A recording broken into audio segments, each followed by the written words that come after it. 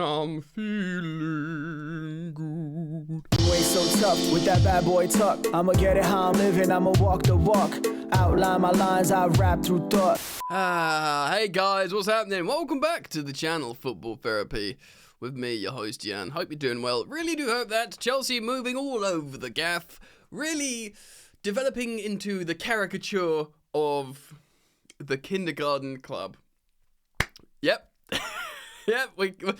More teenagers, here they come, bring them in. We're going to speak about that today. Updates from Nizar Kinsella of the BBC. Romano said some stuff.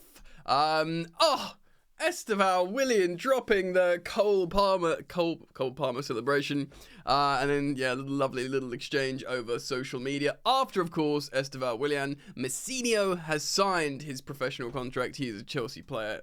Well, it's the contract is signed. He's going to arrive in 12 months and be a Chelsea player. Neymar's been talking about him as well. It is actually exciting in a world where, understandably, many Chelsea fans are frustrated with what the hell is this child army we're recruiting.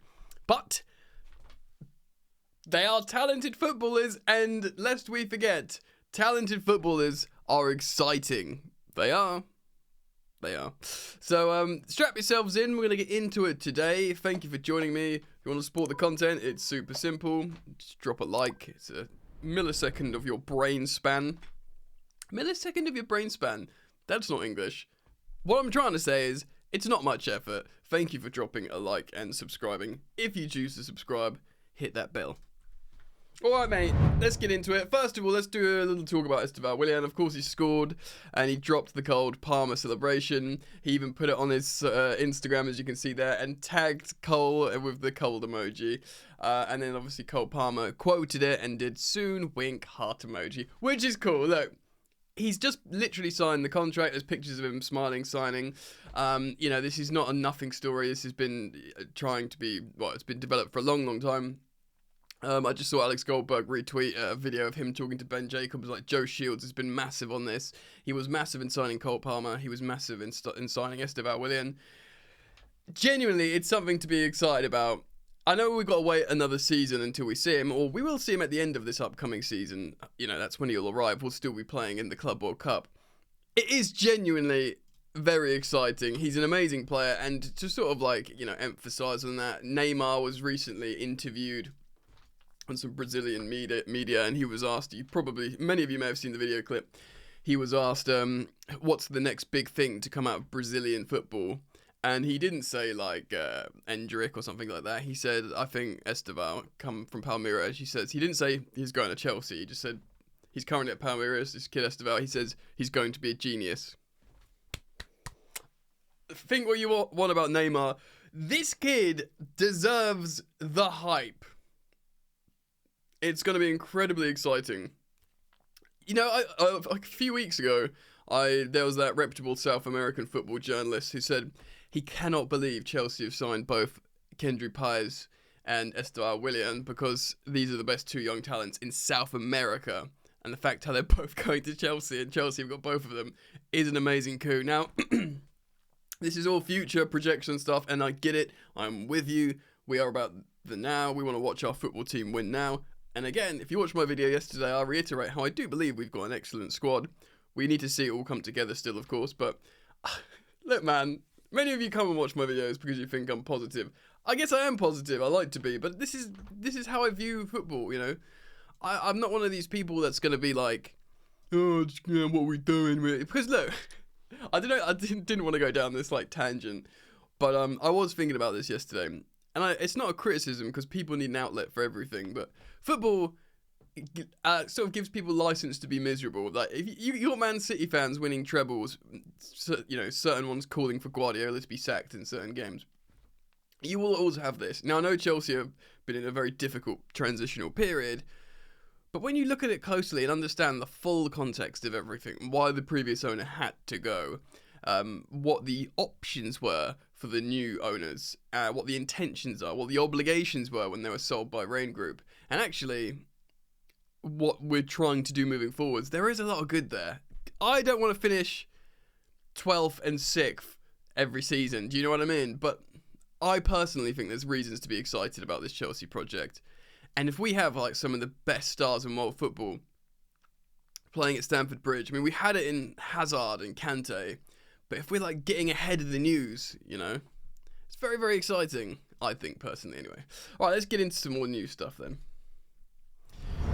So, we will speak about Nizar's article in just a moment, speaking about strikers. But yeah, Chelsea are looking at more youth players. Anselmino, of course, the Boca Juniors player, Fabrizio Romano, has confirmed Chelsea have sent people to Argentina to try and close this deal, to work on the signing of, I hope I'm saying it right, Anselmino. He said this on his playback channel.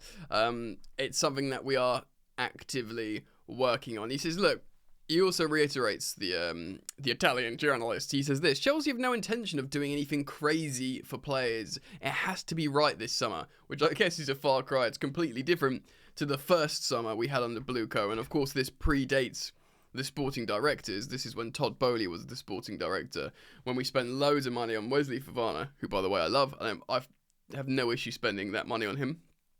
But, you know, we put him on big wages. We put 62 million on Cucurella, put him on big wages. Again, Cucurella might work out as well. You know, he's been very good this summer in the Euros. Aubameyang, massive wages. Koulibaly, massive wages. You know, Sterling, huge wages. And this is the kind of stuff Chelsea are trying to move away from because they believe it's not working for them. I've personally kind of, long before Bluco, nailed my colours to this mast. I think football's changing anyway. Unless you're like a Real Madrid, this kind of like Galactico model is waning in my personal opinion. But yeah, so we're not going to do anything crazy. It has to be right this summer. They believe, for example, Nico Williams' wages will just cause internal problems. This is grown-up stuff. And it's you know, the same for Michael Elise. Like, you've got this team fighting for each other, fighting together. You saw it at the end of Pochettino's reign, and you would want to see it bleed into Maresca's reign. A togetherness, a belief, a maturing developmental process of these young players in it together, not just some kid who just walks through the door the same age as you. Oh, I'm on 4 times the wages as you, mate. I get it. Do you get it? I get it. Right, Naz writes this, and of course, look, disclaimer, I don't know how to pronounce this Barcelona kid's name. Gui. It's Guiu. Gui. This is hard. Do you reckon I could Google it? How to pronounce... Oh. Gui? Let's see. Oh my god. Ads on YouTube, eh? Right. I is Guy, and then the U is Guy. Guy is how they say it in Spain, so... Mark Guy. Mark Guy. English, Mark Guy. Guy. Mark Guy. I can say that. Mark Guy. You talking about me or Guy? Very fun. This I realise I try and make my content streamline. I realise there was a rock in the road there, but we're back. You know, I'll do more prep next time. Chelsea are internally discussing their next move in the striker market. Of course, we've just signed, by the way, Amari Kelly. Is it Kellyson? I keep forgetting it. Kellyman. Not Kellyson. Kellyman. And we, you know, yes, Chelsea have good developmental strikers in their youth ranks. Chelsea have Datro Fofana, let's be real, probably go on loan. Chelsea have Breuer, be sold. Chelsea have others. Oh, David Washington, let's be real, he's not going to feature in the first team. I think he'll get a loan. He wasn't in the development team. I think he'll get a loan. So yeah.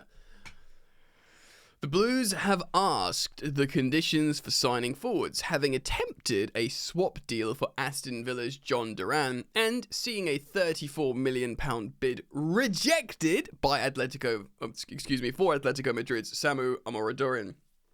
Yes, we've talked about Samu, good striking metrics, strong shooting data, but not many people were excited by the prospect, especially for a £34 million bid.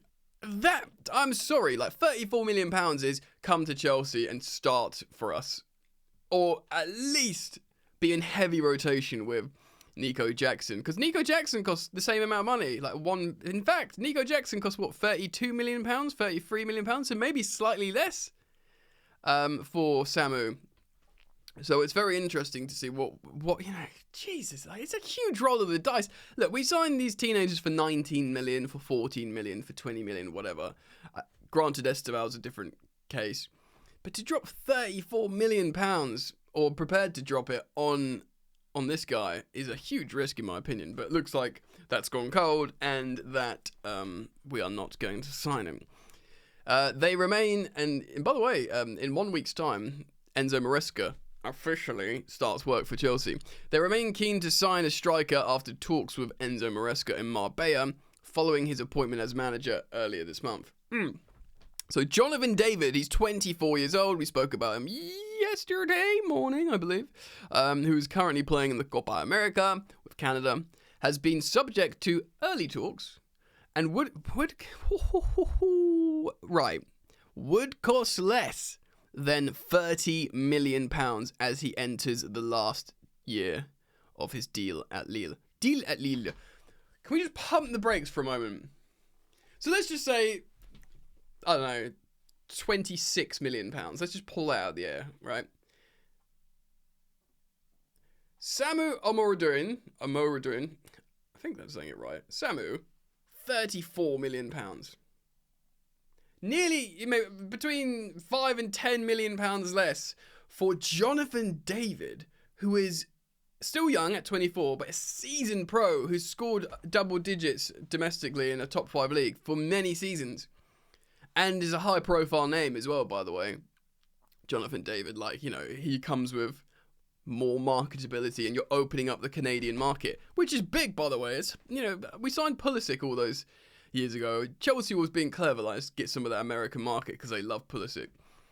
You could be doing that with Jonathan David for less money. Now, I'm going to, this is all surface level stuff here, man. I might be not looking at it deep enough in terms of player profile. Obviously, I do psychological profiling as well as physiological and footballing profile.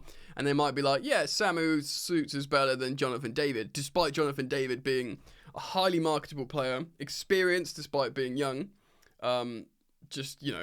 relatively prolific in goal scoring. It just seems wild to me, you know what I mean? But he's in the last year of his deal at Lille. Rhymes. But yeah, Man United, Tottenham, and West Ham are also believed to be interested. So yeah, remember we spoke about this yesterday, and I was like, why is he not heavily in demand? And I guess he is. He's not going to go to Man City. Do you know what I mean? I was surprised that Arsenal wasn't looking at him, actually. I don't think he's I think Arsenal would pick him up. Obviously maybe Arsenal still feel burnt from the last player they bought from Lille. What's his name? Oh, it's going to do my head in. Pepe. We were linked to him for a long time ago. I remember reacting on here. I think I was reacting on here. I swear I was doing YouTube back then. Maybe it was on Twitter. It might have been on here. He was like, Chelsea would be a dream. It'd be a dream to join Chelsea. And I think, Declan Rice is now, but he was Arsenal's record signing at £72 million. We've let that one slide, bro. That needs to be, everyone talks about Anthony at Man United and stuff. Pepe to Arsenal was a big flop. 72 million. Of course, they've since spent 105 million on Declan Rice, and, Declan's worth that.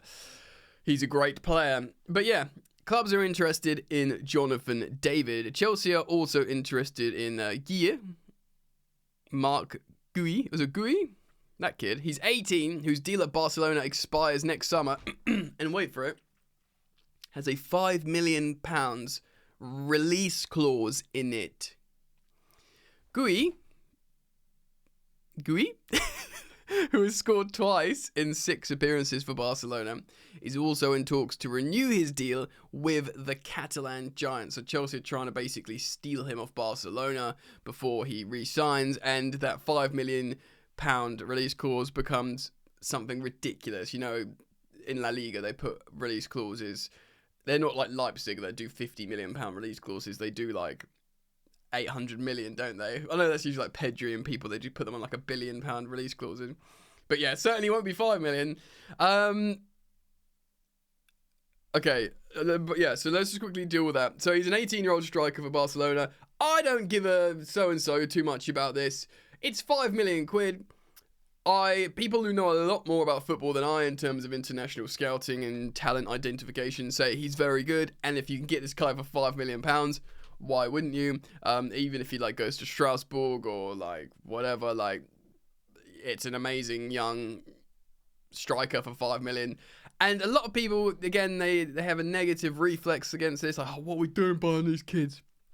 It's 5 million quid, mate, and you've put an asset. Look, you've got to accept sooner rather than later, for your own mental health, that this new ownership see one of the better ways to make Chelsea a lucrative institution is having a big portfolio of young talent to trade or utilise in the Chelsea team. We are a football club. We deal in football players. They want to buy lots of good football players. I get it. If there's like, if it becomes actively toxic, like blocking Cobham players and everyone gets upset and the players are upset with how it's going and ins and outs, and fine. But for the moment, I can't have an issue with just, a football club buying talented footballers, provided, they keep it sensible in terms of everyone knows where they stand. That's the main thing for me. Okay, so Chelsea still do want to sign a winger after seeing primary target Michael Olise opt to join Bayern Munich amid a disagreement over wage demands and his squad role. Ooh, maybe his squad role was like, you don't get guaranteed starts. You've got to earn your starting place? I mean, he'd start. Surely Olise would start for Chelsea. I don't know, maybe he's got bad attitude, just, I don't know. Maybe that's just copium coming out. We've done the wages thing to death. I do think we need to keep a wage structure. Meanwhile, the Blues agreed a £37.5 million deal for defender Ian Mutson to join Villa. Of course, we've got the here we go. He's completed his medical. We've also got the here we go for Amari Kellyman, and he's coming in the opposite direction for £19 million in a separate deal. Hashtag PSR hacks. All right, that's this morning's briefing. Beep, beep, beep, beep, beep, beep, beep. Let me know what you think. Comment down below. I can't wait to read your thoughts. As always, friends, I do really appreciate your input. Thank you for dropping a like on the video. It supports the content. Thank you for subscribing. If you want to, hit the bell if you do. And I will see you back here later today. Keep it locked, man, because I will be back. Bye.